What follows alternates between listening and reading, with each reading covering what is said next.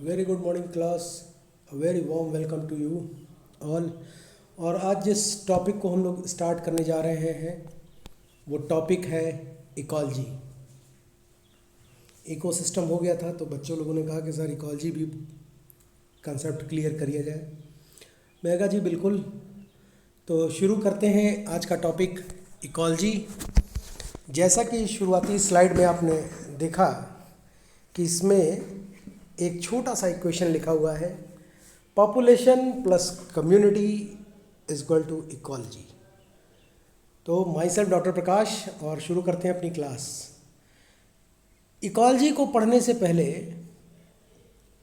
थोड़ा सा Indian text को मैं पढ़ा, जिसमें अथर्ववेद में, जो भारत की सबसे प्राचीन वेदों की श्रृंखलाओं में कोटेड है, उसमें एक तथ्य आता है जो आपके सामने इंग्लिश रूपांतर उसका है यहाँ पे, कि सर्वे भवन्तु सुखिनः, सर्वे सन्तु निरामया, सर्वे भद्राणि पश्यन्तु माँ कश्चित् दुख भाग्वते। मतलब कि सर्वभौम की जो भावना थी वो इस श्लोक के पहले से ही उभर कर हमारे टेक्स्टों में लिखी गई थी। ओल्डेस्ट टेक्स्ट है, इसके पहले का कोई भी टेक्स्ट प्रमाणित नहीं है, और ये प्रमाणित टेक्स्ट है जिसमें सीधे सीधे कहा गया है कि धरती हमारी माँ भी है, पिता भी है, और अंतरिक्ष उसका एक प्रोडक्ट है। अंतरिक्ष से धरती की उत्पत्ति हुई है, सूर्य और पंच तत्वों की बातें की गई हैं। तो ये बहुत विस्तार रूप में है, इसको मैं पढ़ चुका हूँ पूरा, और इसमें हमको बस ये जानना है और ये समझना है कि हम धरती से अपनी नीड को फुलफ़िल करने के लिए कोई भी चीज़ लेने को स्वतंत्र हैं, पर अपनी ग्रीड को फुलफ़िल करने के लिए हम स्वतंत्र नहीं हैं। हमको धरती जो भी देती है वो प्यूरिफाइड होता है, और ये प्यूरिफाइड प्रोडक्ट को लेने के चक्कर में हमको उसका अहित नहीं करना है। माने जिस देश का स्क्रिप्चर जो आपका है वो इतनी बड़ी सोच रखता है तो वाकई में प्रशंसनीय है। आज का जो कंटेंट हम लोग पढ़ेंगे वो है ecology, principle of ecology, aim of ecology, concept of ecology, branches in ecology, classification of ecology, factors of ecology, sampling tools of ecology, significance of ecology and application of ecology. Ecology की जब बात आती है तो सबसे पहला जो वैज्ञानिक दृष्टिकोण उभर कर आता है वो आता है, शुरुआत अर्नेस्ट हैकेल से होती है। इसके पहले बहुत सारे लोगों ने अपने अपने तर्क दिए, तथ्य दिए, और मैंने उसको देखा भी, पर ओरिजिनल शुरुआत अर्नेस्ट हैकेल से हुई 1866 में। ध्यान रखिएगा, बहुत जगह 69 लिख रहा है।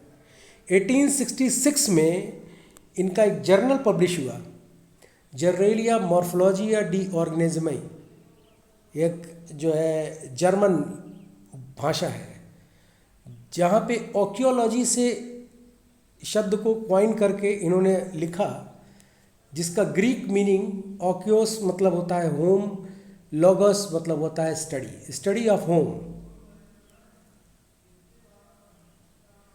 को हम इकोलॉजी कहते हैं। हैकेल की भाषा में अगर हम देखें तो उन्होंने एक्सप्लेन किया कि as the body of knowledge concern the economy of the nature, the investigation of total reaction of animal to its inorganic and organic environment, जो कि डिफाइन और डिस्क्राइब जब हुआ on the ground of biophysical environment, तो बताया गया कि किसी भी ऑर्गेनिज्म का जो डिपेंडेंसी है वो उसके एबायोटिक कंपोनेंट्स पे होता है, और यहीं से कई चीज़ों की व्याख्याओं की शुरुआत पर्यावरण के दृष्टिकोण से हुई। अमूमतः डेफिनेशन इसका है कि branch of biology which deals with the study of interaction among organism and their biophysical environment. Biophysical environment जिसमें वो ऑर्गेनिज्म इंटरैक्ट करते हैं, जो मैकेनिज्म होता है, उसी को इकोसिस्टम कहा जाता है। तीन तथ्य एक साथ जुड़कर चलते हैं: environment, ecology, ecosystem. Environment, ecology और इकोसिस्टम, ये तीनों तथ्य, तीनों जो नेचर के प्राकृतिक कंपोनेंट्स हैं, ये एक साथ जुड़कर फंक्शनल रोल अदा करते हैं इस पूरे बायोस्फीयर में, हमारे अर्थ पे। और अगर इस तरह का जीवन प्रणाली कहीं भी है, टेरेस्ट्रियल या एक्स्ट्रा टेरेस्ट्रियल प्लैनेट की बात करें तो वहाँ पे इकोलॉजी मूलभूत तरीके से किस किस चीज़ से रिलेट करके चलती है? मुख्यतः पॉपुलेशन, कम्युनिटी, इकोसिस्टम और बायोस्फीयर आता है। इसीलिए इकोलॉजी एक बहुत बड़ा पैरामीटर है, एक बहुत बड़ा पैमाना है। ईपी ओडम ने भी इसको क्लासिफाई किया। ईपी ओडम ने बताया कि ecology is the study of structure and function of nature. और इन्होंने बात बिल्कुल सही कही, क्योंकि जब हम इकोसिस्टम की बात करते हैं तो ecosystem is known as the functional kingdom of nature. तो फंक्शनल किंगडम ऑफ नेचर का डिस्क्रिप्शन इकोलॉजी में मिलना स्वाभाविक है, स्वाभाविक है।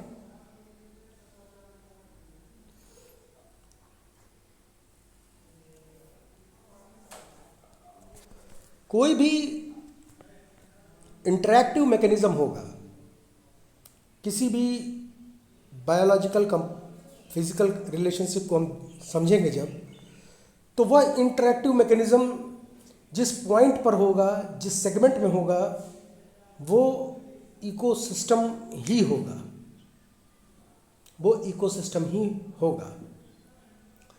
इकोसिस्टम और इन्वायरमेंट को अगर हम कहीं किसी कड़ी से जोड़ना चाहते हैं तो वो इकोलॉजी होगी। अगर हम अपने इकोसिस्टम और इन्वायरमेंट को किसी पॉइंट पर कहीं भी जोड़ना चाहते हैं या जुड़ता हुआ देखना चाहते हैं तो वो इकोलॉजी ही होगी। अर्नेस्ट हैकेल की ये खोज प्रकृति को देखने का हमारा नज़रिया पूरी तरह से बदल दिया, पूरी तरह से चेंज हो गया, पूरे आयाम चेंज हो गए। सारे जो फंक्शनल किंगडम के एस्पेक्ट्स थे, जो डिविजनल थे, वो सारे के सारे बदलकर अलग रूप में आने लगे। अब प्रिंसिपल क्या है? इकोलॉजी के मूलभूत सिद्धांत 6 पॉइंट के अंदर डिवाइड किए गए हैं। 6 मेजर प्रिंसिपल हैं इकोलॉजी के, जिसमें पहला है, अच्छा ये प्रिंसिपल जो है, ये इकोलॉजी का जो आप यहाँ पे देख रहे हैं, ये ओडम से ही आया। और ओडम ने इलेबोरेट किया हैकेल के फंडामेंटल रूल्स को, जो उन्होंने जर्नेलिया मॉर्फोलॉजी डी ऑर्गेनिमी में छापा। अब पहला पॉइंट उन्होंने बताया कि protection of species and species sub division will conserve genetic diversity. आप सीधा सीधा स्पीशीज की जेनेटिक डाइवर्सिटी के कंजर्वेशन के सिद्धांतों को यहां से उकेरा गया। Maintenance of habitat is the fundamental to conserve species. Habitat के मेंटेनेंस को फंडामेंटल जो है प्रोसेस माना गया किसी स्पीशीज के कंजर्वेशन के लिए। क्योंकि देखिए, इस इकोलॉजी का जो शब्द है और इसका जो परिभाषा है, ये एक परस्पर समन्वयक रिलेशनशिप को शो कर रहा है। क्या शो कर रहा है? रिलेशनशिप को। और रिलेशनशिप बिटवीन किसको शो कर रहा है? इकोलॉजी रिलेट कर रहा है इकोसिस्टम और इन्वायरमेंट के बीच की कड़ियों को। तो उसमें क्या आएगा? लिविंग और नॉन लिविंग। इस धरती पर दो ही चीज़ तो होगी, या तो वो लिविंग होगी या तो वो नॉन लिविंग होगी। लिविंग होगी या नॉन लिविंग होगी, तीसरी कोई वस्तु नहीं पाई जाती। इसके बाद ये तीसरी वस्तु क्या, मैं कंपोनेंट के आधार पर बोल रहा हूँ, मेजर कंपोनेंट लिविंग होगा या नॉन लिविंग होगा। इसके बाद से थर्ड बताता है कि large area usually contain more species than smaller area with similar habitat. जो बड़े एरिया होंगे उनके पास स्पीसीज रिचनेस ज़्यादा होगी, स्पीसीज रिचनेस उनकी ज़्यादा होगी, और वो कंपेरिजन करेंगे जब स्मॉलर एरिया से, तो स्मॉलर इस एरिया में हैबिटेट भी जो है अगर सिमिलर है उनका, मान लीजिए लार्ज एरिया में एलिफेंट है और स्मॉल एरिया में एलिफेंट है, ठीक है, तो क्या हो गया है, large area usually contain more species than smaller area with the similar habitat. अब स्मॉलर एरिया है तो वहाँ पे एलिफेंट्स की जो संख्याएं होंगी वो कम होंगी as comparison to large area. Simple सी बात है, बड़े इलाके में ज़्यादा लोग रहेंगे, उनका हैबिटेट बड़ा होगा, जैसे जैसे एरिया कॉम्पैक्ट होता जाएगा उनका हैबिटेट छोटा होता चला जाएगा। सिंपल सी, चिड़ियाघर में शेर होता है, उसका हैबिटेट छोटा होता है, पर वही अगर जंगल में है तो उसका हैबिटेट बड़ा होगा। तो हैबिटेट के दृष्टिकोण से फोकस किया गया कि पहले हमको तो फंडामेंटली हैबिटेट को ही प्रोटेक्ट करना है। अगर हम हैबिटेट को ही नष्ट कर देंगे तो स्पीसीज नष्ट हो जाएगी। नेचर की सबसे कठोर नियम है, वो आपके हैबिटेट को नष्ट कर दे, आप नष्ट हो जाएंगे, आप नष्ट हो जाएंगे। पॉपुलेशन इकोलॉजी एक्सेलरेट नहीं करेगी, सक्सेशन एक्सेलरेट नहीं कर पाएगा। फिर क्लाइमेटिक इन्फ्लुएंस की बात की गई, चाहे वो टेरेस्ट्रियल हो, चाहे फ्रेश वाटर हो, और चाहे मैराइन इकोसिस्टम का हो। क्लाइमेट का impact terrestrial, fresh water, marine, कोई भी इकोसिस्टम होगा उसके प्रभाव का अध्ययन इसमें होगा। सिद्धांत मतलब ये होता है कि सिद्धांत जो दिया गया उसके आधार पर हुए और आने वाले भविष्य में होने वाले शोधों को क्रमबद्ध तरीके से 6 पॉइंट, 7 पॉइंट, 20 पॉइंट, 21 पॉइंट जो पॉइंट्स हों उसमें उनको वर्गीकृत कर दिया जाता है। अब यही वर्गीकृत जो हुआ, इसी का क्लासिफिकेशन हायर स्टडीज़ और हायर रिसर्च में किया जाता है। बहुत सारे लोग हैबिटेट इकोलॉजी पे काम करते हैं, बहुत सारे लोग नीच पे काम करते हैं, बहुत सारे लोग बायोस्फीयर पे काम करते हैं। तो ये आयाम कहाँ से खुल गए? ये इकोलॉजी के खोज के बाद से खुल गए। हम लोग शुरुआत में कभी सोचे नहीं थे कि कोई चीज़ आँख से नहीं दिख रही तो उसको कैसे देखेंगे। अंटोनी वॉन ल्यूएनहॉक ने माइक्रोस्कोप को डिज़ाइन किया जब, फिर उसके बाद से हमारे देखने का नज़रिया बदल गया, देखने का नज़रिया बदल गया। हम करंट को कभी समझते नहीं थे, फराडे के लेफ्ट हैंड और राइट हैंड रूल फिंगर के आए, हमने करंट को समझा। उसी तरह नए रूल्स जो इम्प्लीमेंट हो रहे हैं, जो नए खोज आ रहे हैं, वो यहीं से आते हैं, यही उसका केंद्र है। एम ऑफ इकोलॉजी क्या है? लाइफ प्रोसेस, इंटरेक्शन और एडाप्टेशन को देखना, उनका मेजरमेंट करना, उन पे प्रोबेबिलिटीज़ को खोजना, क्योंकि हमें संभावनाओं की तलाश करते रहना चाहिए। फिर मूवमेंट ऑफ मटेरियल और एनर्जी थ्रू लिविंग कम्युनिटीज़ जो ट्रांसफ़र हो रही हैं उनको देखना। अगर हम मूवमेंट ऑफ मटेरियल्स को नहीं देख रहे हैं, फ्लो ऑफ एनर्जीज़ को नहीं समझ रहे हैं, तो हमारे लिए बहुत सारी समस्याएं निकट भविष्य में खड़ी हो सकती थी, पर ये खड़ी होने नहीं दिया गया, इसको यहीं शॉर्ट आउट कर दिया गया। ये बहुत ही प्रभावशाली पहल था। सक्सेशनल डेवलपमेंट ऑफ इकोसिस्टम का अध्ययन, सक्सेशन का वीडियो आई बटन में आएगा, इकोसिस्टम का आएगा, प्लीज़ आप उसको देख लीजिएगा। इसके बाद अबंडेंस और distribution of organism with reference और context to the biodiversity of the environment को देखना कि कोई भी स्पीशीज अबंडेंस है तो उसका रेट ऑफ डिस्ट्रीब्यूशन पैटर्न क्या है, उससे बायोडाइवर्सिटी को क्या बेनिफिट है और क्या नुकसान है, ये भी देखना चाहिए। जैसे कि आपको एक छोटा सा एग्जाम्पल मैं बताऊं, मान लीजिए कि किसी भी इलाके में कांग्रेस ग्रास पार्थेनियम, मुझे ये पार्थेनियम का एग्जाम्पल बड़ा अच्छा लगता है क्योंकि इसका मुख्य कारण ये है कि ये डेवल है, डेवल ऑफ इन्वायरमेंट इसको कहते हैं। अब मान लीजिए कि किसी इलाके में पार्थेनियम बहुत ज़्यादा है, उसकी अबंडेंस है, तो जाहिर सी बात है कि उसकी अबंडेंस है तो उसका डिस्ट्रीब्यूशन भी ज़्यादा होगा। और चूँकि यह पार्थेनियम 24 घंटा ऑक्सीजन लेता है तो वहाँ के इन्वायरमेंट में ऑक्सीजन की मात्रा घटती है। वहाँ के बायोडाइवर्सिटी में, चूँकि इसको कोई जानवर जल्दी खाता नहीं है, कोई जानवर नहीं खाता है, तो उस केस में क्या है कि ये बायोडाइवर्सिटी के लिए भी थ्रेट है। भाई जंगल में जानवर वहीं की पत्ती उत्ती खा के रहते हैं, अब मान लीजिए पूरा पार्थेनियम ही होगा है तो कौन जानवर खाएगा। तो इससे बायोडाइवर्सिटी में माइग्रेशन की प्रक्रियाएं शुरू हो सकती हैं। ये भी एक रीज़न है सक्सेशन में कि माइग्रेशन हो सकता है। जब पॉपुलेशन इकोलॉजी का वीडियो हम लोग अपलोड करेंगे तो आपको बहुत सारे फंडामेंटल्स सीखने को और देखने को मिलेंगे। इसके बाद से फिर इसमें आता है कंसेप्ट ऑफ इकोलॉजी। पूरी इकोलॉजी का जो कंसेप्ट है वो दो ही चीज़ पर निर्भर है।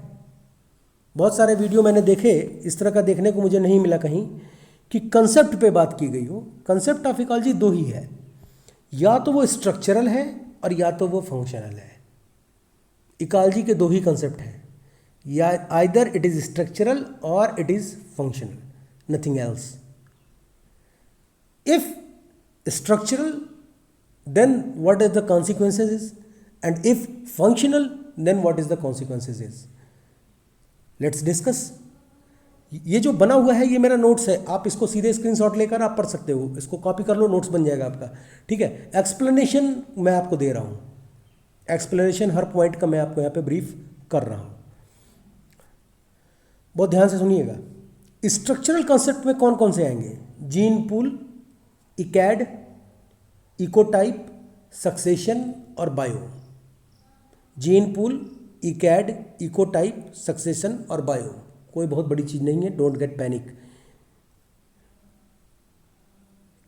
The different type of organism living in a particular environment are not only independent on maturely reactive but also react with the environment.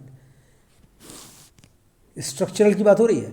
कोई भी ऑर्गेनिज्म अगर किसी इन्वायरमेंट में है, स्वतंत्र रूप से चल रहा है, मान लीजिए कि बकरी है, मान लीजिए हिरन है, कोई जानवर, खरगोश ले लीजिए, ठीक है, एक ग्रासलैंड में या एक कहीं इकोसिस्टम में एग्जिस्ट कर रहे हैं, तो वो न केवल वहाँ एग्जिस्ट कर रहे हैं बट वो रिएक्ट भी कर रहे हैं इन्वायरमेंट के साथ, और वो रिएक्ट भी कर रहे हैं इन्वायरमेंट के साथ। एग्जाम्पल मैं बताऊंगा तो आप शॉक्ड रह जाएंगे। मध्य प्रदेश में टाइगर रिजर्व्स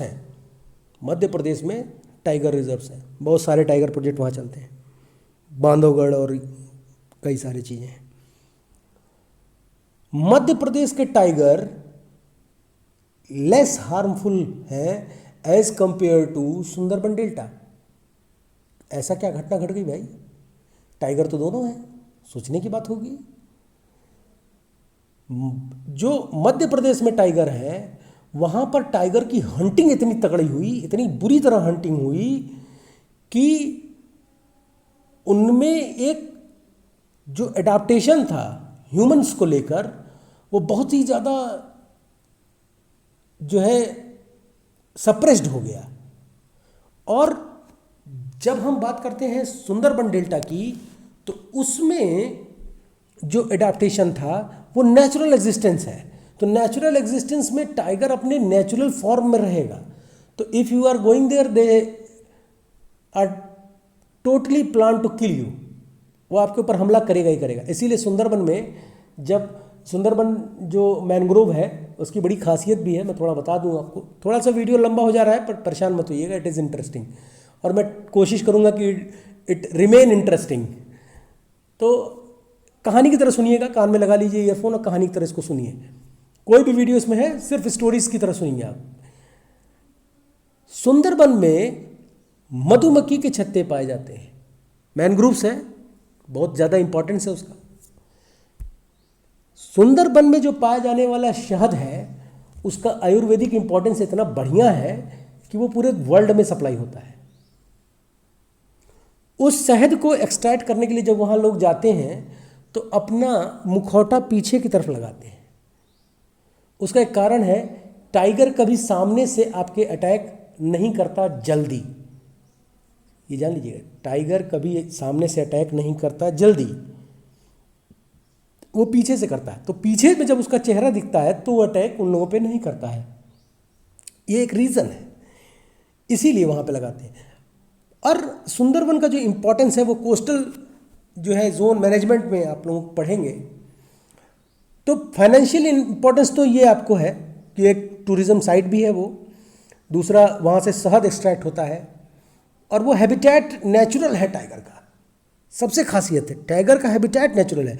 कोई व्यक्ति अपने नेचुरल हैबिटेट में जाता है तो वो अपने रियल फॉर्म में आता है। जैसे कि मान लीजिए कि आप कहीं बाहर हैं, आप घर में बहुत बदमाश टाइप के थे, बाहर रहेंगे ना तो गाय रहेंगे, गाय बन के। नहीं तो अगर वहाँ बाहर बदमाशी दिखाएंगे तो 4 लठ पुलिस की और 4 लठ लोकलों की पड़ जाएगी। परंतु जब आप अपने घर में जाएंगे ना तो आप अपने वहीं शेखी बिगाड़ेंगे अपने कॉलोनी में। तो यही चीज़ यहाँ पर लागू होती है जब हम बात करते हैं रिएक्शन विद इन्वायरमेंट की। किस तरह का रिएक्शन, किस तरह का रिएक्शन, यही रिएक्शन है, यही रिएक्शन है। आप सिंपली देखिए कि अगर कोई माहौल दुख का है तो आप दुखी हो जाएंगे। ये रिएक्शन है हमारा, हमारा ह्यूमन बिहेवियरल है, बिहेवियरल इकोलॉजी में आता है ये बिहेवियर इकोलॉजी में आता है। कोई माहौल अगर खुशनुमा है तो वहाँ पे आपको भी हैप्पीनेस फील होगा। फिर इसके बाद से आता है कि organism maintain uniformity in their structure and function through a common gene pool. एक कॉमन जीन पूल पे स्ट्रक्चर और फंक्शन डिफरेंट होने पर भी यूनिफॉर्मिटी होती है। अगर हम इन्वायरमेंट को चेंज कर दें, मान लीजिए कोई स्पीसीज कहीं एग्जिस्ट कर रहा है, हम बदमाशी वश उसके इन्वायरमेंट को चेंज कर दें तो वो अपने आप को ऐसा मॉडिफाई करेगा कि वो इस इन्वायरमेंट में एग्जिस्ट हो जाए विथ, अगर वो सोमैटिक करेक्टर के साथ एग्जिस्ट हुआ तो उसको इकैड्स कहते हैं। अब समझ लीजिए, इकैड्स कोई बहुत बड़ी चीज़ नहीं है, वो इकैड्स कहते हैं। इकैड्स को इफिन्स भी कहा जाता है, 2 टर्म उसके लिए इस्तेमाल होते हैं। और तीसरा, अगर वो जेनेटिकली अडॉप्ट कर रहा है करेक्टर तो वो इकोटाइप हो जाएगा।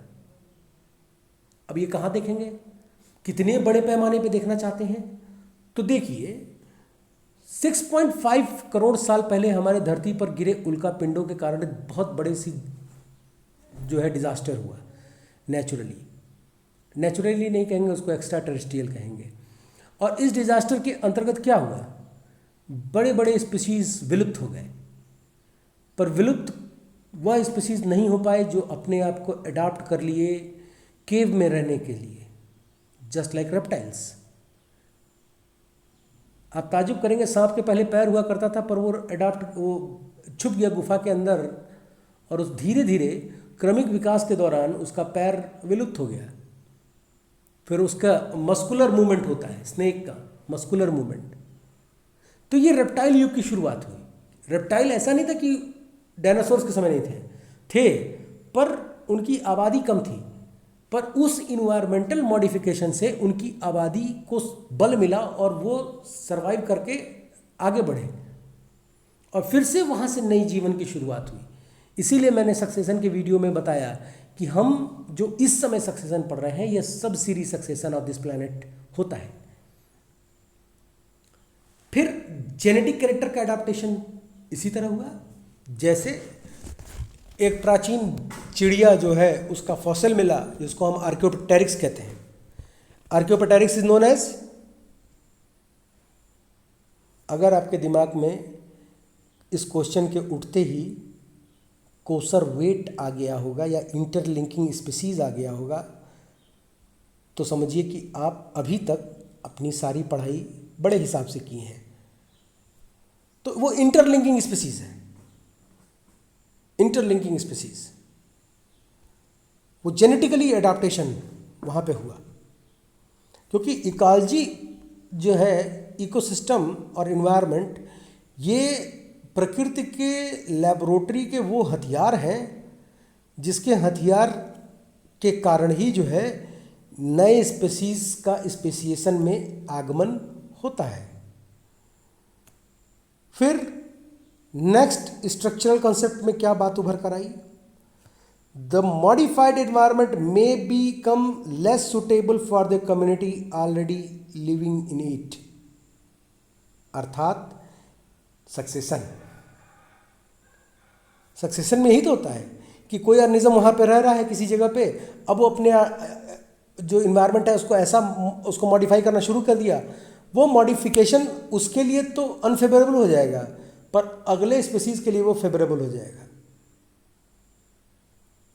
तो वो प्रोसीजर सक्सेशन के अंतर्गत वो यहाँ पर स्ट्रक्चरल कंसेप्ट में आती है। Complex of many community growing in a particular area sharing a common climate is called biome. ये एक बहुत सरल डिफिनेशन हमको बायोम का मिला। अक्सर लोग बायोम पूछते हैं क्या है, बायोम पूछते हैं क्या है। तो बायोम जो है, किसी भी पर्टिकुलर एरिया में कई सारी कम्युनिटी एक साथ एग्जिस्ट करती हैं, परंतु वो एक ही तरह का क्लाइमेट शेयर करें। ध्यान रखिएगा, परंतु एक ही तरह का अगर क्लाइमेट वो शेयर करेंगी तो उसको बायोम कहते हैं। आगे चलते हैं। Functional concept. Now what is the functional concept, और यहाँ पे हम कंसेप्ट को क्यों पढ़ रहे हैं, आपके दिमाग में ये भी उठना चाहिए। तो आपको मैं एक स्लाइड शुरुआत में ले चलता हूँ, जहाँ पर आप देखेंगे एक last line, structural and functional characteristic. इसीलिए हमारे यहाँ हम इकोलॉजी के कंसेप्ट की जब बात करें तो उसमें दो कंसेप्ट होना चाहिए, आइदर स्ट्रक्चरल और फंक्शनल। ये जो नोट्स है ये पूरा एमएससी तक का है। फंक्शनल कंसेप्ट में क्या आएगा? फंक्शनल कंसेप्ट माने वो कंसेप्ट जो फंक्शन में हो, और स्ट्रक्चरल मतलब कि आधारभूत को तैयार करने वाले कंसेप्ट। सक्सेशन क्या है? आधार तैयार कर रहा है। बायोम क्या है? आधार सपोर्ट करता है। आधार कार्ड नहीं, आधार बेस बनाता है स्पीसीज के लिए। फंक्शनल कंसेप्ट क्या है? इकोलॉजी, नीच, कंपटीशन, प्रोडक्टिविटी और बायोजियोकेमिकल साइकिल। ये चार जो आप देख रहे हैं नाम, यह बहुत ही ज़्यादा इम्पोर्टेंट है। इकोलॉजिकल निच क्यों इम्पॉर्टेंट है? Niche is important because it is the individual habitat of an organism where competition is none or minimum. Niche एक ऐसी जगह है जहां पर स्पीसीज सबसे ज़्यादा पाई जाती है, उसके होने की संभावना वहाँ ज़्यादा होती हैं। जैसे कि अगर हमसे पूछा जाए कि मेरा निच क्या है, तो वह एरिया होगा जहां मैं सबसे ज़्यादा समय अपना व्यतीत करता हूं। मेरा हैबिटेट सुल्तानपुर होगा, मेरा निच, मेरा ये रूम होगा जहाँ पे मेरे पाए जाने की संभावना सबसे ज़्यादा होती है। उसी तरह हर स्पीसीज का अपना एक निच है, और इस निच पे उसके पाए जाने की संभावनाएं बहुत ज़्यादा होती हैं, और इसीलिए निच को फंक्शनल कॉन्सेप्ट में रखा गया, क्योंकि इकोलॉजी में हम हैबिटेट कंजर्वेशन की बात शुरू के प्रिंसिपल के पॉइंट्स में ही कर दिए। कंपटीशन बहुत अनिवार्य चीज़ है। कंपटीशन चाहे पॉजिटिव हो, चाहे निगेटिव हो, चाहे न्यूट्रल हो, होना जरूरी है। कंपटीशन न रहने से दोनों स्पीसीज कोलैप्स हो जाएंगी या उस हैबिटेबल इन्वायरमेंट को छोड़कर माइग्रेट कर जाएंगी, जो दोनों ही केस में खतरनाक है, दोनों ही केस में प्रॉब्लमेटिक है। फिर हम प्रोडक्टिविटी की बात करें तो प्रोडक्टिविटी रिलेट किससे करती है? प्रोडक्टिविटी रिलेट करती है flow of energy in ecosystem से। Flow of energy in ecosystem क्या है? यूनिडायरेक्शनल है, नॉन साइक्लिक है। ध्यान रखिएगा, कभी पूछ देता है कि यूनिडायरेक्शनल, बाई डायरेक्शनल और साइक्लिक, तो लोग सोचते हैं अरे बायोजियोकेमिकल साइकिल तो पढ़े ही हैं तो उसी में घुमाओ इसको, तो गलत आंसर। हमेशा यूनिडायरेक्शनल रहेगी और नॉन साइक्लिक रहेगी। अब जो एनर्जी ट्रैप होती है इन फॉर्म ऑफ, ऊपर प्रोडक्टिविटी का भी आएगा आई बटन में, उसको भी आप देखिएगा। मैं 3 वीडियो इसमें शेयर कर दूंगा, सक्सेशन, इकोसिस्टम, प्रोडक्टिविटी का, जिसको आप पहले देख लीजिएगा। और कोई क्यूरी रहे तो पूछा कीजिए, आप लोग सवाल नहीं पूछते, ये प्रॉब्लम है। तो मुझे लगता है कि मैं पढ़ा रहा हूँ तो सब समझ में आ रहा है। वैसे मैं कोशिश तो ऐसे ही करता हूँ। अब जो सनलाइट हार्नेस होती है by green plants, it is converted into primary productivity, and then this productivity is further transferred to secondary productivity, to the heterotrophs, and similarly in different trophic levels. That's why I here considered the flow of energy which is mandatory for the productivity.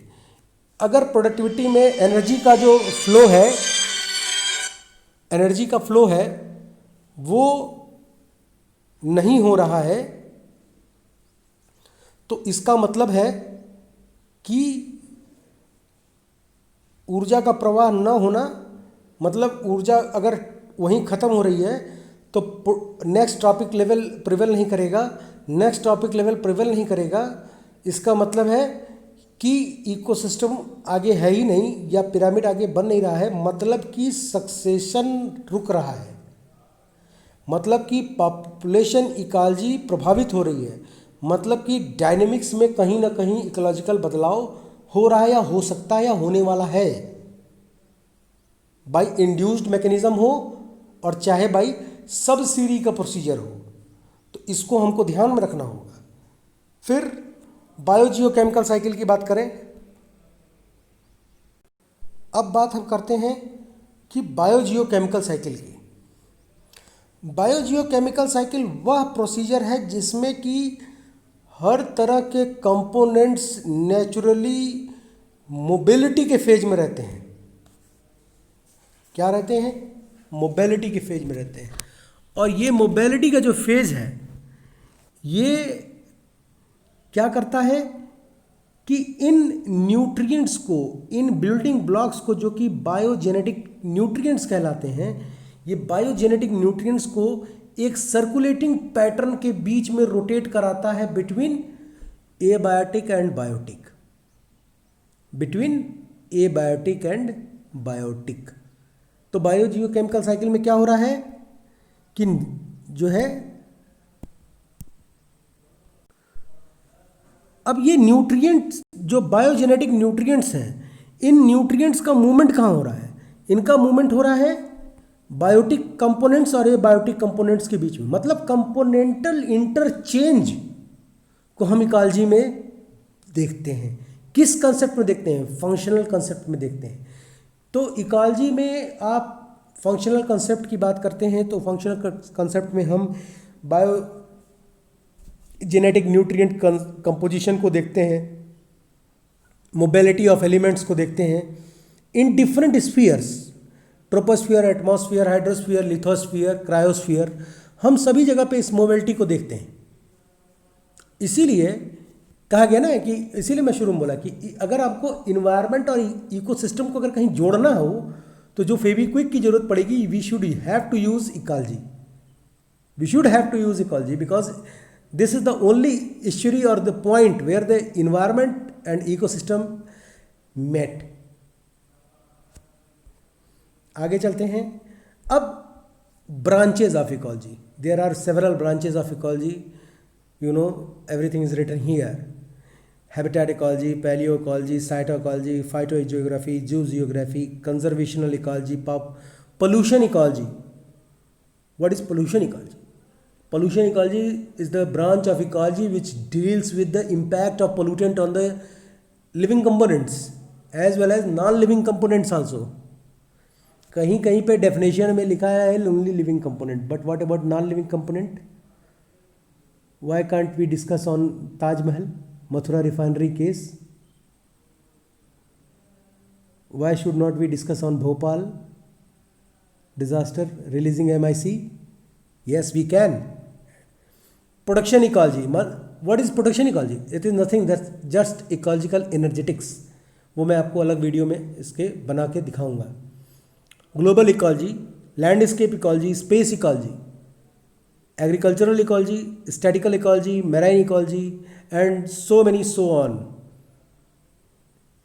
And so many so on. जो मैं आपको बता रहा था कि भावनाओं की बात कर रहा था कि अगर माहौल दुख का है या तनाव का है तो आप भी उसी तरह को महसूस करते हैं. तो ये वो बिहेवियरल इकोलॉजी में आता है. एथनोलॉजी बिहेवियरल इकोलॉजी में आता है. इम्पैक्ट उसमें स्पीशीज़ के बिहेवियर्स को हम देखते हैं, स्पीशीज़ के इंटरेक्शन को देखते हैं अलग व्यू से, जिसमें कि कैमेलियन या जो है आपका स्पीशीज़ जैसे पैरट्स हैं, तो ये ऐसे हैबिटेट को चुनते हैं जो कि कैमोफ्लेज इम्पैक्ट को प्रमोट करता है. स्नेक्स हैं, ये ऐसे हैबिटेट को चुनते हैं जो कि उनके कलर से मैच करता हुआ हैबिटेट हो, कैमोफ्लेज जिसको कहते हैं. तो उसको जो है छुपना, छलावा, तो उसको प्रमोट करता हो. Ecosystem ecology, well concern about ecosystem.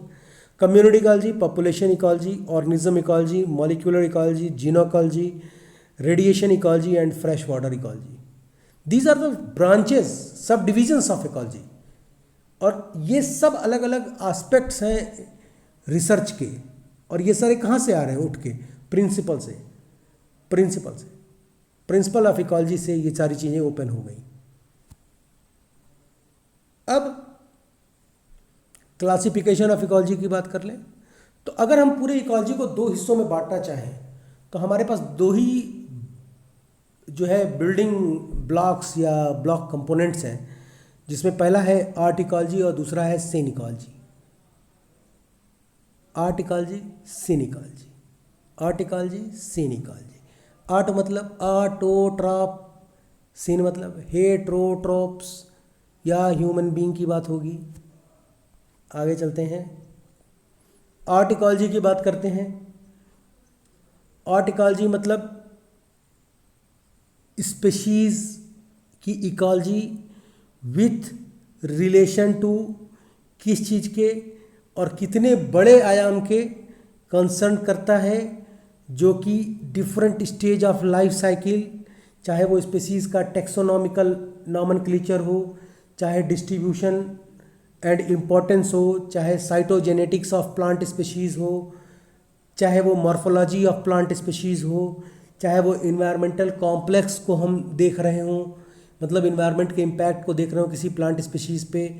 फिर फिजियोलॉजी ऑफ प्लांट हो, जिसमें कि flowering, fruiting, pollination, seed output, dispersal of seed, variability of seed, dominance, seed germination, reproductive capacity और वेजिटेशन ग्रोथ की बात होती है. आर्ट इकोलॉजी में देखिए, जैसे आर्ट इकोलॉजी और सीन इकोलॉजी का एक अलग से मैं कंबाइन वीडियो भी बना दूंगा, पर चूंकि इकोलॉजी का बन रहा है तो केवल इतने ही पॉइंट्स आपको उसमें ऐड करने हैं. अगर आर्ट इकोलॉजी पूछता है तो वो अलग वीडियो में आप लोग आर्ट इकोलॉजी और सीन इकोलॉजी को ब्रीफ में देखेंगे. तो अब ये आर्ट इकोलॉजी में किसी भी प्लांट के लाइफ साइकिल, इंडिविजुअल स्पीशीज़ की लाइफ साइकिल, किसी भी एक प्लांट के या इंडिविजुअल लाइफ साइकिल को हम स्टडी करते हैं. आर्ट इकोलॉजी को स्पीसीज़ इकोलॉजी भी कहा जाता है, क्योंकि इसमें पर्टिकुलर एक स्पीसीज़ का इंटरेक्शन हम देखते हैं विथ इन्वायरमेंट. और इन्वायरमेंट की जब बात कर देते हैं तो इसमें आ जाता है पूरा एबायोटिक, बायोटिक कंपोनेंट्स. ठीक है. अब स्टेजेस ऑफ आर्ट इकोलॉजी क्या है? पहला है टेक्सोनॉमी एंड नॉमेनक्लेचर, फिर डिस्ट्रीब्यूशन एंड इम्पोर्टेंस, फिर साइटोजेनेटिक्स ऑफ प्लांट स्पीशीज़, फिर मॉर्फोलॉजी ऑफ प्लांट स्पीशीज़, फिर इन्वायरमेंटल कॉम्प्लेक्स, फिर इसके बाद से आपका फिजियोलॉजी ऑफ प्लांट. अब फिजियोलॉजी ऑफ प्लांट में क्या कहेगा? उसका फ्लावरिंग आएगा, फ्रूटिंग आएगा, पॉलिनेशन आएगा, सीड आएगा, डिस्पर्सल ऑफ सीड आएगा, वेलिबिलिटी ऑफ सीड आएगा, डोमिनेंसी आएगा, सीड जर्मिनेशन की बात होगी, रिप्रोडक्टिव कैपेसिटी की बात होगी. सीड होना जरूरी नहीं है, उस सीड का रिप्रोडक्टिव कैपेसिटी होना जरूरी है, तभी वो सक्सेशन के जो स्टेजेस हैं उसमें जो जर्मिनेशन वाला स्टेज है वो बहुत इंपॉर्टेंट इसीलिए रखा गया है. फिर उसका वेजिटेशन ग्रोथ की प्रणाली क्या होगी, उसके बारे में हम आर्टिकॉलॉजी में पढ़ते हैं। अगर आर्टिकॉलॉजी और सिनिकॉलॉजी का वीडियो बनाओ तो कम से कम 1 घंटे का बनेगा। सिनिकॉलॉजी क्या है? यह रिलेशनशिप है किसका? डिपेंडेंसी का। किसका? एनिमल का प्लांट के ऊपर। ध्यान रखिएगा, एनिमल का प्लांट के ऊपर। भाई एनिमल प्लांट पे डिपेंडेंट है क्योंकि animals are heterotrophs, they are unable to make their own food, but the plants are autotroph and they are capable of making their own food, as we know all. The basic unit of synecology क्या है? अब अगर हम unit की बात करें तो unit की बात तो डिपेंडेंसी पे निर्भर होती है, तो डिपेंडेंसी में तो प्लांट आएगा। यहां पर यूनिट मतलब वो नहीं है जो आप समझ रहे हैं, क्या kilometre, metre, centimetre, kilo calorie, वो नहीं है। यूनिट मतलब इकाई। जैसे अगर हमको फूड वेब पढ़ना है, लेट अस सपोज कि we have to study food web, is it possible? Yes, but not sufficient to investigate any topics in food web. So what we do, we should have to go through a smaller unit of food web, that is food chain. And when we start studying food chain, we get everything, every information of an individual species, flow of energy, transformation of unit mass area, and population dynamics, population growth curve, speciation, and everything. Similarly, here the smallest unit is plant. Basic unit is plant community, because कि plant community पे ही तो animal dependent है, plant community पे ही तो animal dependent हो रहा है भाई। Heterotrophs always dependent on plant community, heterotrophs are always dependent on plant community, क्योंकि उनके पास कोई दूसरा ऑप्शन ही नहीं है। जैसे आप बहुत सारे पक्षी होते हैं ना, गिद्ध है, चील है, ये आसमान में बहुत ऊपर उड़ते हैं, बहुत ऊपर, और इनको हैचिंग के लिए बहुत ऊंची दरख्तों के पौधे, पेड़ चाहिए होते हैं जिनकी शाखाएं बहुत ऊंची हों। और मनुष्य इतना खतरनाक जीव है कि अपने क्षण भंगुर होने वाली खुशियों के लिए उन पेड़ों को काटता चला जा रहा है। Habitat destruction is the one of biggest cause of loss of species in our ecosystem.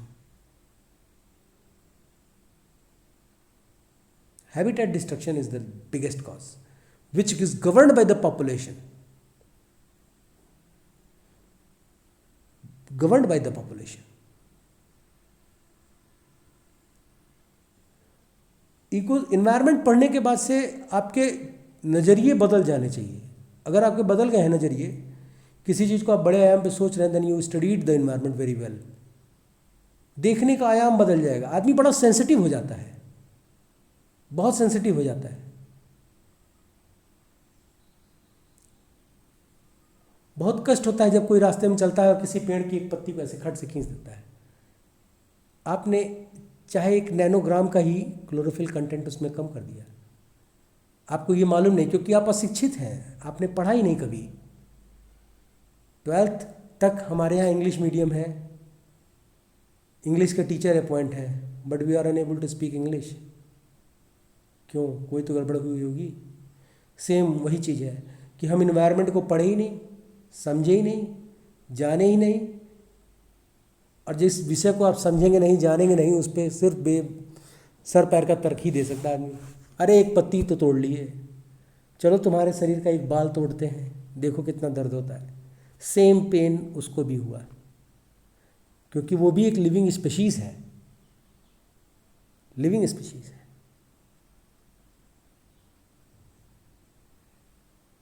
बड़ा आदमी भावुक हो जाता है। एनवायरनमेंट में जो है बहुत सेंटीमेंट्स, सब्जेक्ट ऐसा है कि इसमें आप डूबेंगे तो मज़ा आ जाएगा, सतह पे तैरेंगे तो आपको कुछ नहीं मिलेगा, सतह पे तैरेंगे तो आपको कुछ नहीं मिलेगा, डूबेंगे तो आपको समुंदर का मज़ा मिलेगा। अब जिस कंडीशन, जो कंडीशन क्रिएट होती है एटमॉस्फेयर, क्लाइमेटिक या टोपोग्राफिक या जो है आपका किसी इन्फ्लुएंस के द्वारा, चाहे सक्सेशन हो, चाहे वो बायोम की बात करें, तो उस आधार पर सीन इकोलॉजी के 4 प्रमुख ब्रांचेस हैं: population ecology, community ecology, biome ecology और इकोसिस्टम इकोलॉजी। ये 4 मूलभूत ब्रांचेस, मेजर डिवीजन जिसको कहते हैं आप, वो हैं इकोलॉजी के। इस इकोलॉजी के 4 मुख्य डिवीजन कौन से हैं? Population ecology, community ecology, biome ecology, ecosystem ecology. अब दिमाग में विचार लाइए कि क्यों ये 4 ही हैं, बाकी इधर के ब्रांचेस का क्या होगा, इनका क्या होगा? यही 4 क्यों हैं? क्योंकि they deals with the dynamic of environment. ये सीन इकोलॉजिकल जो रिलेशनशिप है, उसके जो डायनेमिक्स हैं उसको एक्सप्लोर करते हैं। अभी पॉपुलेशन इकोलॉजी का वीडियो बनेगा, उसमें जो है आपको अलग से, मैंने इस वीडियो के बाद से पॉपुलेशन इकोलॉजी ही अपलोड होगा। पॉपुलेशन इकोलॉजी के बाद से बायोम, 10% लॉ, और फिर उसके बाद से ecological pyramid, food chain, food web, that's all. इसके बाद हम उसके ये इतना बन जाएगा तो हम लोग फिर नेचुरल रिसोर्स कंजर्वेशन और मैनेजमेंट की बातें करेंगे। वो और रोचक है और मज़ा आएगा। तो बने रहिए हमारे साथ और पढ़ते रहिए हमारे साथ। फैक्टर्स कौन से हैं इकोलॉजी के? इकोलॉजी में जो फैक्टर है वही फैक्टर इकोसिस्टम के भी हैं, वही फैक्टर इन्वायरमेंट के भी हैं। बेसिक डिफरेंस कहाँ है? सवाल उठना चाहिए दिमाग में। भाई इसी तरह का तो एबायोटिक बायोटिक इन्वायरमेंट में भी पढ़ रहे हो, यही तरह का एबायोटिक बायोटिक जो है आप इकोलॉजी में भी पढ़ रहे हो, और इसी तरह का जो एबायोटिक और बायोटिक है वो आप इकोसिस्टम में भी पढ़ रहे हो। तो अंतर क्या है? अब आप अंतर देखते हुए जाइए। Ecology is divided in 2 different factor के बेसिस पे, 2 तरीके का, एबायोटिक बायोटिक। इकोसिस्टम भी एबायोटिक बायोटिक होता है। इकोसिस्टम का वीडियो आप आई बटन में चेक जरूर करिएगा, इस पॉइंट को भी चेक करिएगा। इकोलॉजी में एबायोटिक जो फैक्टर्स हैं वो क्लाइमेटिक, इडेफिक, टोपोग्राफिक, केमिकल है, ठीक। अमूमन इसी तरह के उसमें भी हैं। बायोटिक फैक्टर में सारे लिविंग फैक्टर आ गए। इकोसिस्टम में बायोटिक फैक्टर, उसमें क्या है? 2 वर्गीकरण है। 2 वर्गीकरण है। कौन कौन सा वर्गीकरण है? आइदर दे आर ऑटोट्रॉफ्स और they are heterotrophs. Either they are autotrophs और heterotrophs, and if they are heterotrophs then they are further classified into primary consumer, secondary consumer and tertiary consumer, and last one is classification is saprophytes, autotroph, heterotroph, saprophytes और decomposers। 3 श्रेणियों में बटा है biotic component. 3 श्रेणियों में बटा है biotic component. किसका? इकोसिस्टम का। ऑटोट्रॉफ, हेटरोट्रॉफ और सैप्रोफाइट्स। एबायोटिक कंपोनेंट सिमिलर है इसका और उसका, इकोसिस्टम का सिमिलर है, ठीक है। अब इन्वायरमेंट की बात करें, अगर हमको इन्वायरमेंट का फैक्टर बताना हो तो क्या होगा? कंपोनेंट, ये फैक्टर्स हैं, factors of ecology, component of ecology आप कह लें। इन्वायरमेंट में क्या आ जाएगा? एबायोटिक और बायोटिक में, एबायोटिक में climate, edaphic, topographic, socio economic factor और बायोलॉजिकल फैक्टर आएगा एबायोटिक में। अब बायोटिक में पूरा इकोसिस्टम का फैक्टर आएगा। तो ये चार्ट का आप स्क्रीनशॉट ले लीजिए और इकोसिस्टम के इस चार्ट के स्क्रीनशॉट को आप देखिए, मैच करिए, और फिर जब इन्वायरमेंट का स्क्रीनशॉट ये लोड होगा तो आप उसको देखिएगा। सेम चीज़ है, सेम चीज़, थोड़ा थोड़ा अंतर है, थोड़ा थोड़ा अंतर है। इन्वायरमेंट का थोड़ा ब्रॉड है क्योंकि इन्वायरमेंट इकोलॉजी और इकोसिस्टम के साथ जुड़कर चलेगा फिर। तो अब एबायोटिक फैक्टर में क्लाइमेटिक, इडेफिक, टोपोग्राफिक और केमिकल फैक्टर आ गए। क्लाइमेटिक फैक्टर कौन कौन से होंगे? Light, moisture, humidity, temperature,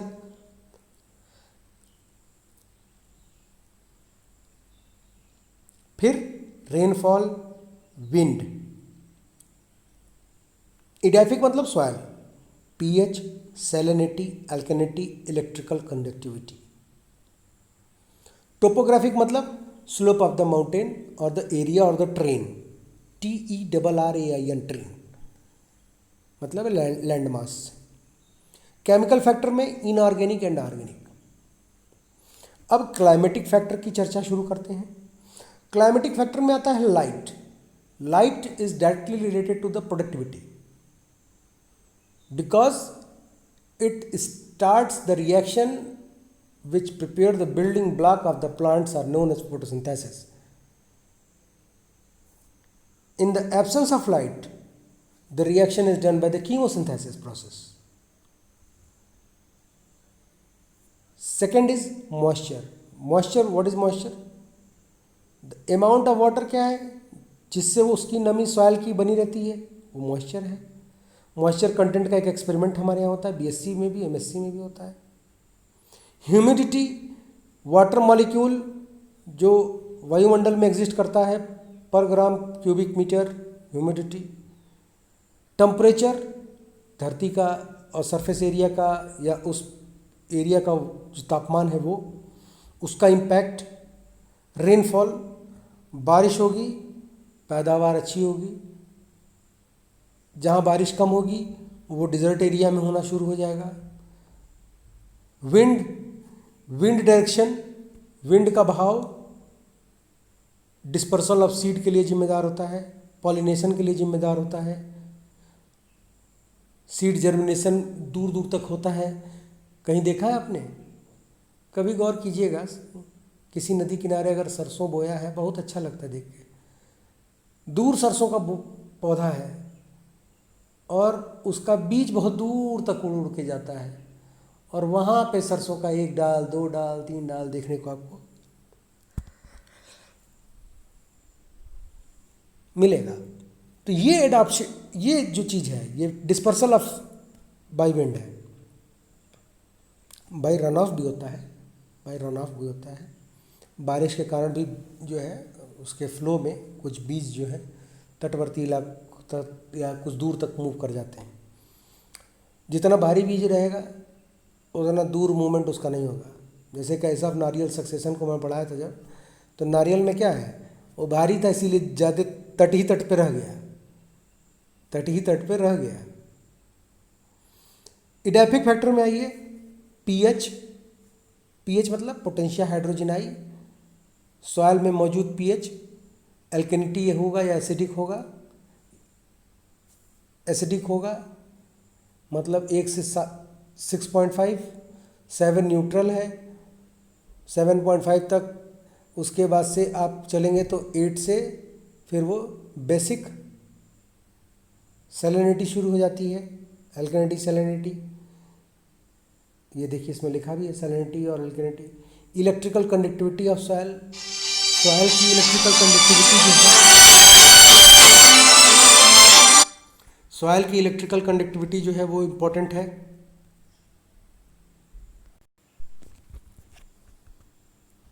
sorry for interruption. अब इलेक्ट्रिकल कंडक्टिविटी ये क्यों महत्वपूर्ण है इकोलॉजी में? अगर किसी सॉइल में इलेक्ट्रिकल कंडक्टिविटी अच्छी है तो उसमें न्यूट्रिएंट्स बहुत आसानी से मोबिलाइज होंगे और मेटाबोलाइज्ड होंगे। इसीलिए इलेक्ट्रिकल कंडक्टिविटी का यहाँ पे महत्व बताया गया। टोपोग्राफी क्या है? टोपोग्राफी को देखना है तो मैं बहुत सरल एग्जांपल देता हूँ। एक तरफ एक ही पहाड़ है, एक तरफ कश्मीर है और एक तरफ लद्दाख है। कश्मीर में सारी आपकी फ्रूटिंग्स और फ्लावरिंग्स होती हैं, लद्दाख बेयर्ड है। तो टोपोग्राफिक इम्पोर्टेंस है इसका। जिस एरिया में सनलाइट ज़्यादा पड़ेगा अच्छा अमाउंट में, तो वहाँ पे फोटो पीरियडिज्म फिनोमिना होता है, लाइट में भी होता है। लाइट जो आपका क्लाइमेटिक फैक्टर है, लाइट, ये भी इन्फ्लुएंस करता है फोटो पीरियडिज्म फिनोमिना। और ये फोटो पीरियडिज्म से short day long day plant होते हैं। फिर इसी के according C4 C5 C3 cycle चलती है कैंप मेटाबॉलिज्म। ये जो बता रहा हूँ ये तो मैं हाई स्कूल का बता रहा हूँ। फिलहाल टोपोग्राफिक में आप जानिए कि जो माउंटेन एरिया है तो एक तरफ जिधर लाइट अच्छी है उधर बहुत बढ़िया पैदावार है, जिधर लाइट का डे शॉर्ट है, कम है, तो उधर बेयर्ड एरिया है। केमिकल मतलब ऑर्गेनिक इनऑर्गेनिक, जो बायोजियोकेमिकल साइकिल की बात की गई वो यहाँ पे इम्प्लीमेंट होता है। बायोजियोकेमिकल साइकिल अलग अलग तरह के साइकिल होते हैं, जैसे sulphur cycle, nitrogen cycle, phosphorus cycle, potassium cycle, carbon cycle, water cycle. तो ये क्या है? ये बायोजियोकेमिकल साइकिल है। अब बायोजियोकेमिकल साइकिल करते क्या हैं? बायोजेनिक न्यूट्रिएंट्स को एबायोटिक और बायोटिक कंपोनेंट के बीच में ट्रांसफर करने का काम करते हैं। सब कुछ इंटरलिंक्ड होकर चलता है, सब कुछ इंटरलिंक्ड होकर चलता है। इसी के कारण धरती पर जीवन बहुत ही संतुलित मात्रा में आगे की तरफ विकास करता है। ये मेन फैक्टर है। तो ये फैक्टर्स ऑफ इकोलॉजी हैं। आप इसको कंपोनेंट ऑफ इकोलॉजी भी कह सकते हो, कोई दिक्कत नहीं, कहीं कटेगा नंबर नहीं। ये ध्यान रखिए, इसका स्क्रीनशॉट लिए रहिए, इकोसिस्टम के स्क्रीनशॉट को भी इसका ले लीजिए, मैच कराइए, देखिए कितना डिफरेंस मिलता है। एबायोटिक कंपोनेंट तो मैक्सिमम मिल जाएंगे, पर बायोटिक कंपोनेंट में इकोलॉजी में जब बायोटिक कंपोनेंट पढ़ेंगे तो उसमें डिवीजन नहीं करना है, सारे के सारे लिविंग हैं। बायोटिक में सारे लिविंग आ जाएंगे एक साथ, ऑटोट्रॉपिक और हेटेरोट्रॉपिक में डिवीजन नहीं है। फिर सैम्पलिंग टूल्स ऑफ इकोलॉजी। भाई कोई प्रोसीजर होगा जिससे इकोलॉजी को आप मेजर कर सकते हैं? तो जी हाँ है, हमारे यहाँ बीएससी में प्रैक्टिकल भी है ये सारे। तो जो पहला मेथड है क्वांटिटेटिव एनालिसिस और क्वालिटेटिव एनालिसिस, दो तरीके के एनालिसिस होते हैं। क्वांटिटेटिव एनालिसिस में आता है quadrat method, quadrat method, transect method, loop method, point method, nest quadrat method. और जो आपका क्वांटिटेटिव है उसमें frequency, density, abundance, basal area, IVI important value index आते हैं। नया टूल जो है वो रिमोट सेंसिंग का है, जिसमें आपको दोनों गुण मिलता है? ऐसे गुणसूत्र दोनों मिल जाए। रिमोट सेंसिंग से ही हम ऑब्जर्व कर लें। MSc के बच्चे जो है एनवायरमेंटल साइंस के कमला नेहरू संस्थान के, वो इसरो से रिमोट सेंसिंग पढ़ते हैं। इसरो वाले उन लोगों को पढ़ाते हैं, फ्री ऑफ कास्ट है, पैसा नहीं लगता। तो ये चीज़ उनको मालूम है रिमोट सेंसिंग से कैसे होता है। अलग अलग सैटेलाइट डेटा इनपुट होता है, उस सैटेलाइट डेटा से हम इंफॉर्मेशन आउट करते हैं। क्वालिटेटिव एनालिसिस की बात करें तो क्वाड्रेट मेथड मतलब कि एक क्वाड्रेट होगा, क्वाड्रेट मतलब इट शुड बी स्क्वायर। एक यूनिट स्क्वायर एरिया में अध्ययन करके हम किसी भी इलाके का species structure, ecosystem, biodiversity, biome तक प्रिडिक्ट कर सकते हैं। तो उस मेथड का नाम है क्वाड्रेट। ये बहुत पुराना मेथड है और आज भी बहुत सक्सेसफुल है। Transact method, line transact method. Line transact मतलब एक पटरी होती है, स्केल, उस स्केल पर पर्टिकुलर कॉलम में आए हुए स्पीशीज़ को हम काउंट करते हैं। ये सब चीज़ें अलग से एक वीडियो में हम ऐड कर देंगे विथ फोटोग्राफ्स, आप उसको देखिएगा। क्योंकि इकोलॉजी है, केवल इकोलॉजी को ही पढ़ाना है, केवल इकोलॉजी पे ही फोकस रखना है, तो इसीलिए एक ट्रैक बाउंड तरीके से मैं चल रहा हूँ। लूप मेथड मतलब कि लूप मीन्स कि एक धागे का होता है।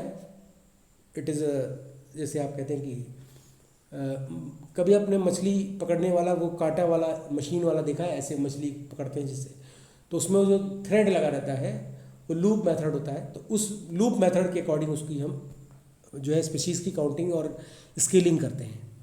पॉइंट मेथड मतलब कि एक बॉक्स होता है जिसमें कई सारे कील्स होते हैं, नेल्स गड़े होते हैं, और नेल्स जहाँ जहाँ जिस जिस पॉइंट पर इंटरेक्ट करते हैं तो उन स्पीशीज़ को काउंट करते हैं।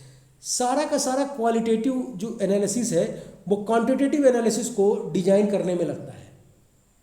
सीधा सीधे समझ लीजिए। फ्रीक्वेंसी, कोई स्पीशीज़ कई बार आ रही है। डेंसिटी, किसी स्पीशीज़ का कितना एरिया कवर डेंसिटी हो रहा है, किसी स्पीशीज़ का कितना अबंडेंस है बहुतायत मात्रा में, किसी स्पीशीज़ की ग्रोथ देखनी है तो उसका बेसल कवर एरिया या लीफ एरिया इंडेक्स या कैनोपी कवर का अध्ययन करते हैं। IVI क्या है? Important value index. Important value index क्या है? Relative frequency, relative density, relative dominance and relative abundance को ऐड कर दीजिए तो जो वैल्यू आएगी वो IVI आएगी, important value index.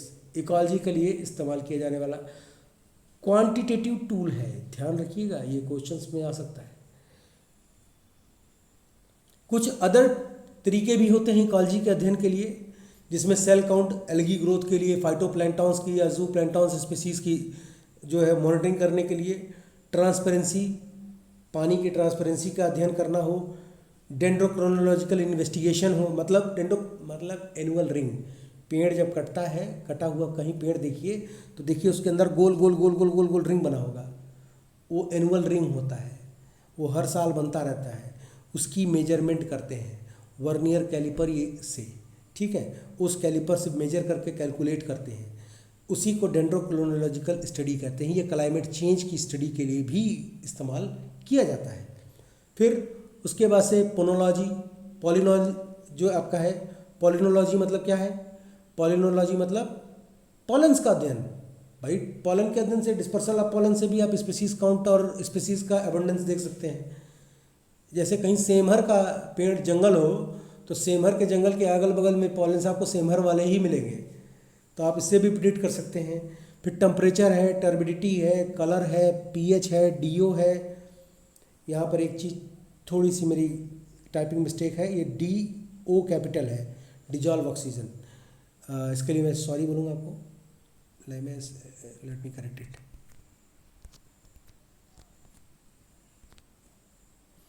It should be D and capital O, DO, it means dissolve oxygen। Hardness है, विंड वेलोसिटी है, विंडरोज डायग्राम से इसका पता लगाते हैं। फिर रिलेटिव ह्यूमिडिटी है, मतलब ह्यूमिडिटी को परसेंटेज में एक्सप्रेस करते हैं। फिर रेनफॉल पैटर्न है, और ये टेम्परेचर 2 बार हो गया है, तो आप एक ही बार टेम्परेचर का इस्तेमाल करें। 2 बार टेम्परेचर होने पर डबल हीटिंग होती है, और डबल हीटिंग मतलब ग्लोबल वार्मिंग। धरती का 2 बार गर्म होना ग्लोबल वार्मिंग में आता है। Reheating of the earth surface due to incident radiation of the sun is termed as global warming. फिर सिग्निफिकेंस क्या है इकोलॉजी का? इकोलॉजी का सिग्निफिकेंस है कि it should provide the better tool for the conservation of environment, resource allocation, spectrum of biological organisation, energy conservation and eco friendliness. ये major जो आपके सामने 5 सिग्निफिकेंस हैं, यही इकोलॉजी के आउटपुट और महत्व वो दर्शाते हैं। किसी भी जब कंजर्वेशन की बात करेंगे आपको इकोलॉजी को कंसीडर करना ही पड़ेगा। कहीं भी रिसोर्स को एलोकेट करने की बात करेंगे आपको इकोलॉजी कंसीडर करना पड़ेगा। कोई भी स्पेक्ट्रम ऑफ बायोलॉजी को आप देखेंगे तो आपको उसमें इकोलॉजी को समझना ही पड़ेगा। किसी भी एनर्जी कंजर्वेशन प्रोग्राम को आप ऑप्ट करेंगे आपको इकोलॉजी को उसमें रखना ही पड़ेगा। किसी भी इको फ्रेंडलीनेस प्रोग्राम को आप रन करेंगे तो आप हैबिटेट को कंजर्व करने की बात करेंगे ही करेंगे, वो इकोलॉजी ही है। ठीक है, तो यही major 5 points significance of ecology. फिर इसके बाद से जो मैंने अभी बोला स्पेक्ट्रम ऑफ बायोलॉजिकल ऑर्गेनाइजेशन, वो है क्या? मैं डर रहा था कि पता नहीं ये विजिबल होगा कि नहीं, और it is clearly visible on my screen. आप देख रहे हैं एक तरफ लिखा है gene, cell, organ, organism, population and community. What is this? This is biotic and abiotic components. और दूसरी तरफ देख रहे हैं आप लिखा है genetic system, cellular system, organ system, organism system, population system and ecosystem. What is this? This is known as biosystem. और इसके बीच में आप एक एरो देख रहे हैं लंबा सा, एक तरफ मैटर है और एक तरफ एनर्जी है। तो इस एबायोटिक और बायोटिक कंपोनेंट के बीच में जो मैटर और एनर्जी का ट्रांसफॉर्मेशन है विथ बायोसिस्टम, मतलब एबायोटिक एंड बायोटिक कंपोनेंट और बायोसिस्टम के बीचों बीच में क्या होता है, मैटर और एनर्जी का ट्रांसफॉर्मेशन होता है।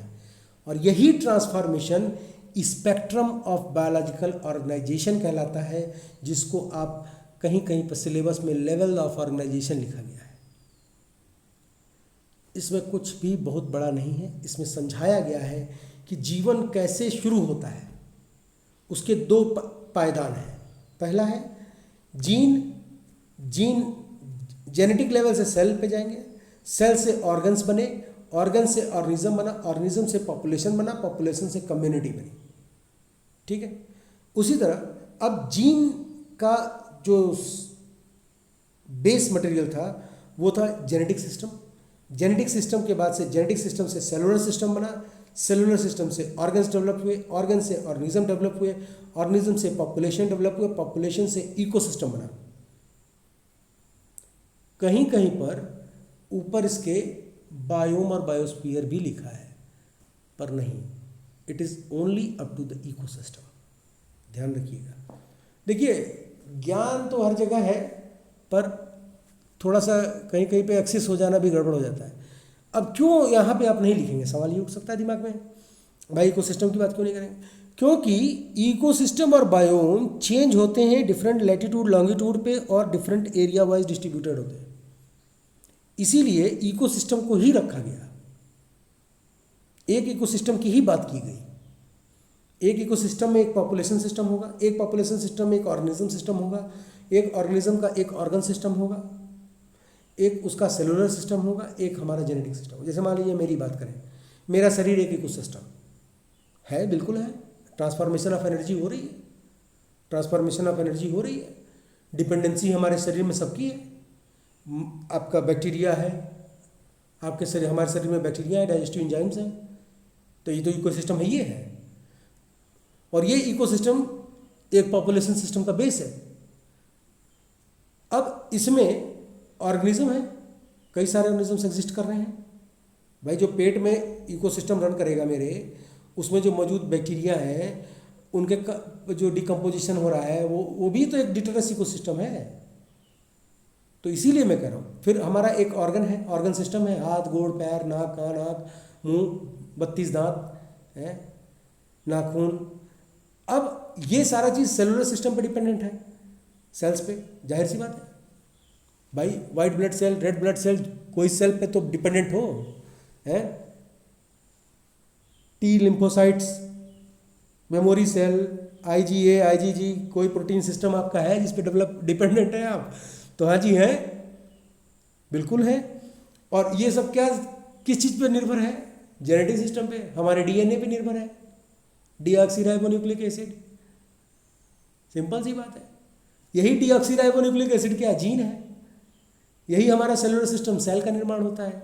ऑर्गन सिस्टम ऑर्गन का निर्माण करते हैं। फिर ऑर्गेनिज्म सिस्टम ऑर्गेनिज्म का निर्माण करने में मदद करती है। पॉपुलेशन सिस्टम एक पॉपुलेशन का निर्माण करता है, एक पर्टिकुलर स्पीसीज का। फिर इकोसिस्टम एक कम्युनिटी को डेवलप करती है। सिंपल सिंपल बेसिक चीजें हैं ये, एकदम जेन्युइन बेसिक। और ये दोनों आपस में इंटरेक्ट कर रही हैं। तो किसके रेफरेंस में इंटरेक्ट करेंगे? मैटर और एनर्जी के। इसमें क्या हो रहा है? मैटर और ऊर्जा ही तो प्रभाव हो रही है भाई। खा रहे हैं, पानी पी रहे हैं, सांस ले रहे हैं, ये सब क्या है? मैटर और एनर्जी के लिए तो कर रहे हैं। हमारे भी शरीर का तो एक नेट प्राइमरी सेकेंडरी में आएंगे, ध्यान रखिएगा। हमारा भी तो नेट सेकेंडरी प्रोडक्टिविटी होगा, ग्रॉस सेकेंडरी प्रोडक्टिविटी होगा। और हमारी डिपेंडेंसी किस पे? ऑटोट्रॉफ्स पे होगी। सिंपल है। इसीलिए स्पेक्ट्रम ऑफ ऑर्गेनाइजेशन को मैंने यहाँ पे ब्रीफ किया। एप्लीकेशन ऑफ इकोलॉजी, अगर हम इकोलॉजी का एप्लीकेशन देखें तो जाहिर सी बात है, बहुत ज़्यादा है, बहुत ज़्यादा। हर पैमाने पे इकोलॉजी है। जहाँ भी इन्वायरमेंट है, इन्वायरमेंट इकोलॉजी के बिना अधूरा है, और इकोलॉजी इन्वायरमेंट के बिना अधूरा है, और ये दोनों इकोसिस्टम के बिना बेकार है। इकोलॉजी जो है वो प्रैक्टिकली एप्लीकेशन आप देखें इसका, conservational biology, wetland management, natural resource management, urban ecology, community health, economics, environmental economics में बड़ा इसका रोल है। किसी भी इकोलॉजी का, किसी भी देश का सिस्टम, इकोलॉजी, उसका वेल्थ, उसका बायोडाइवर्सिटी, उसकी वेल्थ को भी डिनोट करता है। फिर अप्लाइड साइंसेज में आता है, इन्वायरमेंटल साइंस अप्लाइड साइंसेज में आता है। अप्लाइड मतलब समझते हैं आप, एप्लीकेबल साइंसेज। फिर ह्यूमन इकोलॉजी, माने हमको इंसानों को समझने में, इंसानों को भी समझना कठिन भी है, वैसे 8वां ग्रह है हम लोग, अपनी धरती के लिए हम लोग वो बन गए हैं राहु केतु। तो ये हमारा जो है ह्यूमन इकोलॉजी है, इसको भी अध्ययन, बिहेवियरल चेंज, इन्वायरमेंट से हमारा रिलेशन, इंटरेक्शन। ह्यूमन इकोलॉजी की जरूरत क्यों पड़ी? क्योंकि हर लैटिट्यूड लॉन्गिट्यूड पे स्पीसीज वेरिएशन है ह्यूमन में, जेनेटिक वेरिएशन है ह्यूमन में। ABO और AB 4 तरीके के मनुष्य धरती पर पाए जाते हैं, यही ब्लड ग्रुप भी है।